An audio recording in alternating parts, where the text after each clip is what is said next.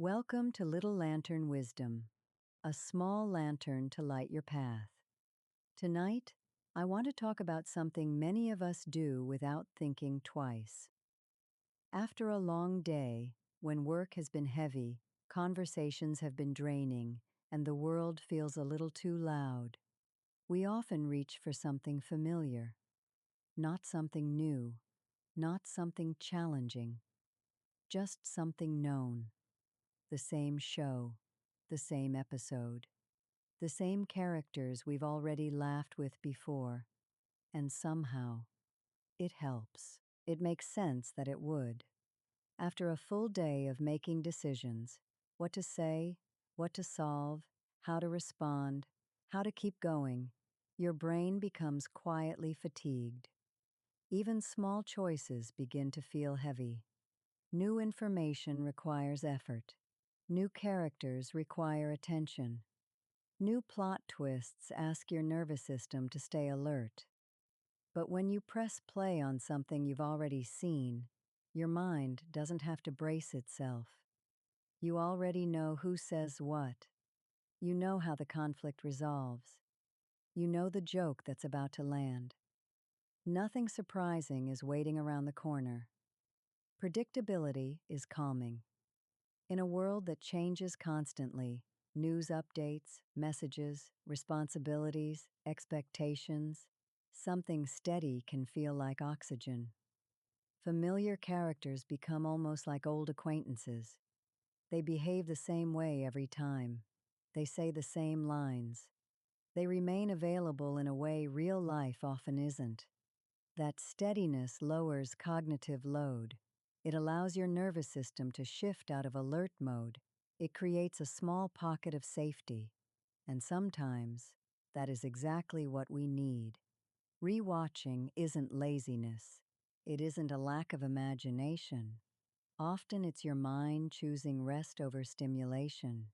It's choosing comfort over chaos. And there is wisdom in that. There's something else happening, too. When you return to a show you've watched before, especially one you loved years ago, you're not just revisiting the story. You're revisiting a season of your own life. Where were you when you first watched it? Who were you then? What felt hopeful, or uncertain, or simple? Those characters become small time capsules. The couch you sat on, the room you lived in, the person you were becoming. It all lives quietly inside the memory of that show. So when you press play again, you aren't only watching familiar faces. You're reconnecting with a version of yourself, and that can feel grounding. Nostalgia has a steadying quality. It reminds us that we have lived through other seasons before this one. It reminds us that life has shifted and unfolded and carried us forward. Even if today feels heavy, there were lighter days once, and there may be again. Familiar characters can also feel surprisingly comforting. We know how they react. We know their flaws. We know their humor. In a world where people change, cancel plans, misunderstand us, or drift away, fictional characters remain consistent. They show up the same way every time. There's relief in that predictability. It can soften loneliness. It can quiet anxiety. It can give your mind something steady to lean against for a little while. And sometimes, leaning for a little while is enough. And yet, there is a quiet balance to keep in mind. Comfort is a beautiful thing. Rest is necessary. Choosing something predictable at the end of a long day can be wise.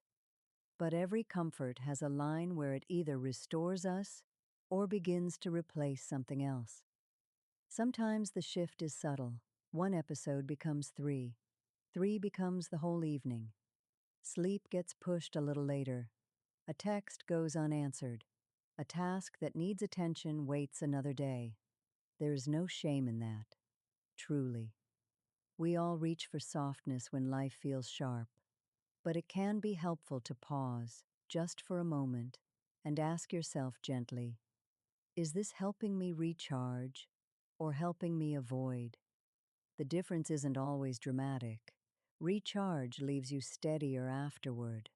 Avoidance leaves you slightly more behind. If you notice that the fictional world feels safer than your own, if conversations feel harder to begin, if responsibilities feel heavier the longer they're postponed, that isn't a personal flaw. It may simply be a sign that something deeper needs care. And care doesn't have to mean fixing everything at once. Sometimes it means telling a friend you've been feeling off. Sometimes it means mentioning it at your next doctor's appointment. Sometimes it means speaking with a counselor who can help you untangle what feels overwhelming. There is nothing extreme about reaching for support. It is one of the most steady and human things we can do. Comfort shows can soothe us, but real connection strengthens us. And if you ever feel yourself slipping further inward instead of simply resting, it may be time to let someone sit beside you in the light. Most of the time, though, returning to a favorite show is exactly what it looks like. Returning. A familiar voice in the background while you fold laundry. A predictable laugh after a day that felt uncertain. A story you already understand when your mind feels too tired to follow a new one. There is nothing lazy about needing steadiness. There is nothing small about choosing rest.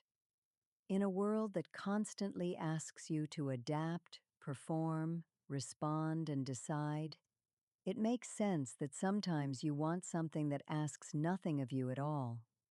Familiar stories can be like a harbor, a place to dock for a while, a place to catch your breath. Just remember that harbors are for resting, not for living forever. Let comfort restore you. Let it steady you. Let it soften the edges of the day. And when you feel ready, step back into your own unfolding life, slowly, gently, at your own pace. If this reflection felt steady or helpful, carry it with you gently. You don't have to solve everything right now. Small awareness is enough, and small steps are enough. Take what serves you, leave what doesn't, and walk at your own pace. I'll keep the lantern lit for you.